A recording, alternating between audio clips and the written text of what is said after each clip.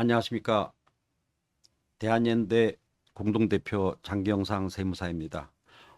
지난 시간에 이어 이 시간에 또 오늘도 그 증여세에 대한 그 설명을 드리도록 하겠습니다. 증여세는 증여를 받은 사람이 내도록 그렇게 하는 게 증여세입니다. 그러나 그 증여를 받은 자녀가 별도의 소득이 없을 경우에 증여세를 낼 능력이 없을 경우가 있습니다. 그래서 그런 소득이 없는 자녀인 경우는 부동산이나 주식을 증여하는 것보다는 금전으로 증여를 해서 그 증여받은 현금으로 세금을 내도록 하도록 하는 것이 좋습니다. 그렇지만 부동산이나 주식을 증여하게 되면은 그거를 처분하지 않고는 증여세를 낼 방법이 없는 겁니다. 그렇다고 세금을 안 낼 수도 없기 때문에 결국 부모가 대신 증여세를 납부하게 되는데, 이와 같이 자녀를 대신해서 납부한 증여세는 부모가 또다시 증여한 것으로 보므로 당초 증여한 재산가액에 대신 납부한 증여세를 합산하여 추가로 과세합니다. 나중에 증여세를 추징당하게 되면 그에 대한 상당하는 가산세까지 물어야 하므로 부담이 더 늘어나게 됩니다. 그러므로 자녀가 증여세를 납부할 수 있는 정도의 소득이 없는 경우에는 증여세 상당액만큼의 현금을 더하여 증여하면은 한 번에 신고 납부로 증여세 문제를 정리한다고 봅니다. 일반적으로 이러한 수증자가 납부할 증여세를 증여자가 대납함으로써 과세 문제를 해결하기 위하여 당초 증여하던 재산과 그에 따른 증여세 부담액을 예상하고 그 합계액을 동시에 증여하는 이른바 증여세 그로스업 방식을 실무상으로 많이 이용하고 있으며, 실제 적용하는 경우에는 증여재산 공제 여부, 할증 과세, 재차 증여 등 증여세 과세 요소를 고려하여 적절하게 수정하여 계산하여야 합니다. 그래서 이런 그런 복잡한 내용이 포함되어 있으므로 그 전문가하고 증여세 신고할 당에 검토를 꼭 하시도록 부탁드리고요. 그러나 증여받는 자녀가 해외에 거주하여 비거주자에 해당되는 경우에는 증여자는 연대 납세 의무가 있다 하여 연대 납세 의무자로서 증여세를 대납하도록 되어 있기 때문에 추가로 증여세는 과세되지 않습니다. 또한 부담부 증여라는 말이 있습니다. 이 부담부 증여란 증여재산의 증여일 현재 담보가 되어 있는 증여자의 채무까지 그 채무를 수증자가 인수한다 해서 그런 어떤 그 채무에 대한 여러 가지 객관적으로 입증되는 경우에는 증여재산 가액에서 수증자가 인수한 그 채무액을 차감하여 증여세 과세가액을 계산하는 것을 말합니다. 다만 부담부 증여 시 수증자가 인수한 채무액 부분은 소득세법에 따른 유산 양도에 해당되므로 증여자에 대하여는 양도소득세가 과세됩니다. 양도소득세를 과세할 때 부담부 증여된 재산이 소득세법의 등에 따라 비과세 또는 감면 대상인 경우에는 비과세 감면이 되고, 비사업용 토지 및 다주택자에 대한 양도소득세 중과세 대상인 경우에는 중과세 됩니다. 부담부 증여는 증여세 측면에서는 분명히 절세가 됩니다. 그러나 소득세법의 등에 따라 양도소득세가 중과되는 경우에는 오히려 부담부 증여가 아닌 순수한 증여인 경우가 세부담이 더 적을 수 있습니다. 사례를 들어서 말씀드리겠습니다. 전세계약, 전세금 5억짜리 있는 아파트 시가는 10억입니다.를 자녀에게 증여하면서 전세금 5억 원을 자녀가 승계하는 조건으로 증여하는 경우를 말씀드리겠습니다. 이럴 경우에 증여세 과세가액이 아파트 시가인 10억에서 전세금 부채인 전세금 5억을 뺀 5억 원이 증여가액이 되고, 그래서 그 증여가액의 5억 원에서 그 비과세 기준인 5천만 원을 빼면은 증여세 과세 표준은 4억 5천만 원이 됩니다. 이래서 그 4억 5천만 원에 대한 증여세 납부세액은 7,760만 원이 되겠습니다. 하지만 수증자인 자녀가 채무 5억 원 상당액 부분은 유상양도에 해당한다 하여 양도소득세가 과세됩니다. 이때 증여하는 아파트가 1세대 1주택 비과세 대상인 경우 양도소득세도 비과세 대상에 해당되지만 1세대 2주택자에 해당되어 중과세 대상인 경우에는 양도소득세도 중과됩니다. 물론 2025년 5월 9일까지는 현재 중과세가 유예 중에 있습니다. 그러므로 부담부 증여 여부는 반드시 증여세와 양도소득세를 모두 고려한 후 실행해야 하므로 반드시 전문가에게 문의하시기 바랍니다. 그리고 우리가 부모 등 특수관계인 소유 부동산을 자녀 등이 무상으로 사용하는 경우가 있습니다. 그래서 무상 사용에 따른 이익을 얻은 경우를 또 증여세 과세하는 문제가 발생할 수 있습니다. 그러면 이런 경우에 어떤 종류의 세금이 과세되는지 살펴보겠습니다. 일단 부동산 무상 사용 이익에 대한 증여세 과세가 먼저입니다.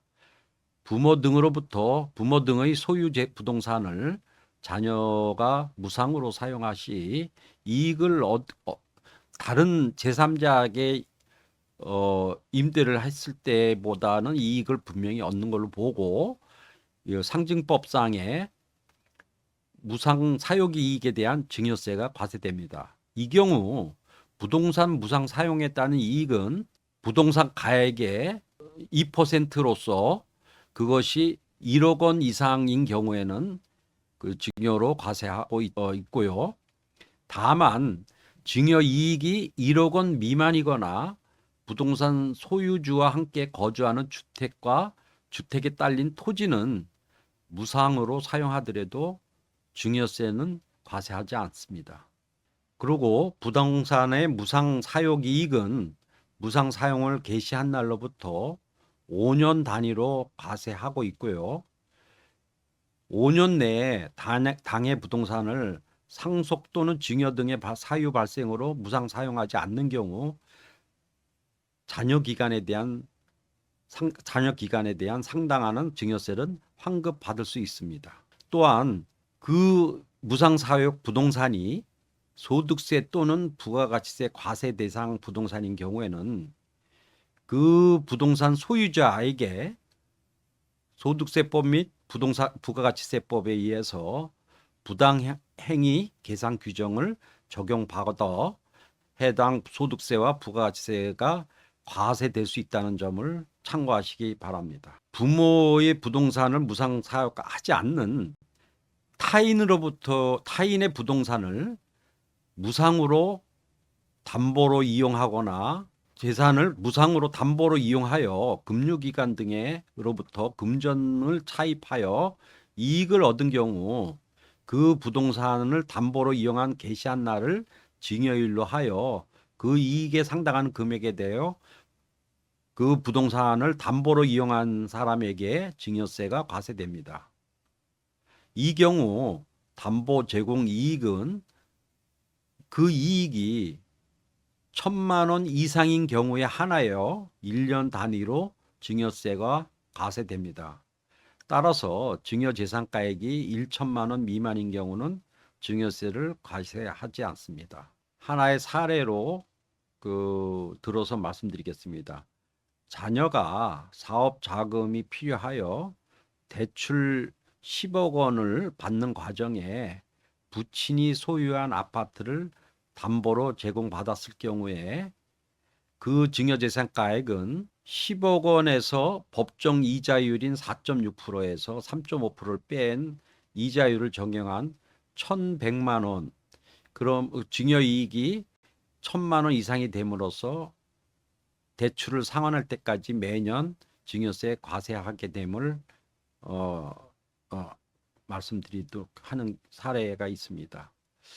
그래서 이렇게 이제 부동산을 무상 이익 무상 이익을 발생하는 경우나 그 다음에 부모로부터 금전을 빌릴 수도 있는 차용, 소위 말하면 차용해서 하거나 또 아니면 낮은 이자율로 빌리는 경우에도 증여세 과세 문제가 발생합니다.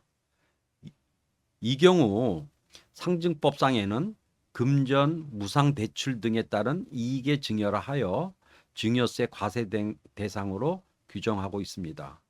증여세가 과세되기 위해서는 다른 사람으로부터 금전을 무상으로 또는 적정 이자율, 현재는 4.6%를 적용하고 있는데 보다 낮은 이자율로 빌려하며 무상 대출에 따른 이익이 1천만 원 이상이 되어야 합니다. 한편 특수관계인이 아닌 사람으로부터 위와 같은 금전을 무상 또는 낮은 이자율로 빌린 경우에는 거래의 관행상 정당한 사유가 없는 경우에 한하여 증여세가 과세됩니다. 증여세가 과세되는 증여재산 가액은 무상으로 금전을 빌린 경우에는 그 빌린 금액에 적정한 이자율을 곱한 금액이 되고 적정 이자율보다 낮은 이자율로 빌릴 경우에는 그 빌린 금액에 적정 이자율을 곱한 가액에서 실제로 지급한 이자 상당액을 뺀 금액으로 합니다. 금전 무상 대출 등에 따른 이익의 증여에 대하여 증여세 과세는 1년 단위로 과세합니다. 즉 빌린 기간이 정하여지지 않은 경우에는 그 빌린 기간을 1년으로 보고 빌린 기간이 1년 이상인 경우는 1년이 되는 날의 다음 날에 매년 새로이 빌린 것으로 보아 증여세 과세함을 참고하시기 바랍니다. 동일이로부터 10년 이내에 증여배타는 합산하고 있습니다. 부모로부터 증여받은 재산에 대한 증여세 계산 시에 해당 증여일 전 10년 이내의 기간 중에 부모로부터 받은 재산에 다른 재산이 있는 경우 이를 합산하여 증여세에 신고를 해야 합니다. 이 경우 동일인 애는 증여자가 직계 존속인 경우는 직계 존속의 배우자, 즉 아버지와 어머니 모두를 포함합니다. 예를 들어서 아버지와 어머니는 자녀인 1인에게 비과세 기준이 5천만 원이 적용되고 할아버지와 할머니도 똑같이 적용됩니다. 따라서 재산의 증여자가 아버지인 경우 어머니로부터 10년 내에 다른 증여받은 재산계획이 있으면 합산하여야 되고 할아버지인 경우에도 할머니로부터 또 다른 증여받은 재산가액이 10년 내에 있으면 합산을 해야 합니다. 다만 아버지와 이혼한 어머니로부터 증여받은 경우는 동일인이 아니며 아버지가 증여한 후에 사망한 후에는 어머니부터 증여받은 경우에도 동일인이 아니므로 합산하지는 않습니다. 또한 아버지와 계모도 동일인으로 보지 않습니다. 앞서도 말씀드렸지만은 특수관계인 간의 증여를 받을 경우에 일정 금액을 증여세 과세 계약에서 공제해주고 있습니다. 그래서 배우자인 경우는 6억 원, 그 다음에 직계 존속으로 증여받은 성인인 경우는 5천만 원, 미성년자인 경우는 2천만 원, 그 다음에 배우자 아닌 직계 비속으로 친족으로부터 증여받은 경우는 1천만 원, 이렇게 그 공제하고 있고요. 그 다음에 혼인과 출산 시에는 1억 원 한도로 증여세가 면제되고 있습니다. 그래서 부모가 자녀에게 증여할 경우 증여재산 공제 한도를 2014년 5천만 원으로 정한 이후 변동이 없으나 2023년 12월 법안이 신설됨으로써 2024년 1월 1일 이후에 혼인증여재산세 공제가 신설돼서 다음과 같은 요건을 충족하는 경우는 1억 원을 추가로 공제받을 수 있습니다.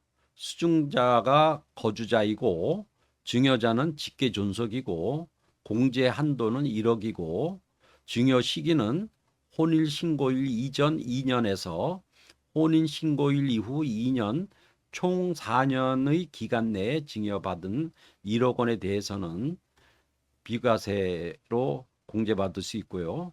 또 수증자가 거주자이고 증여자가 직계 존속이고 1억 원을 증여 시기에 자녀의 출생일로부터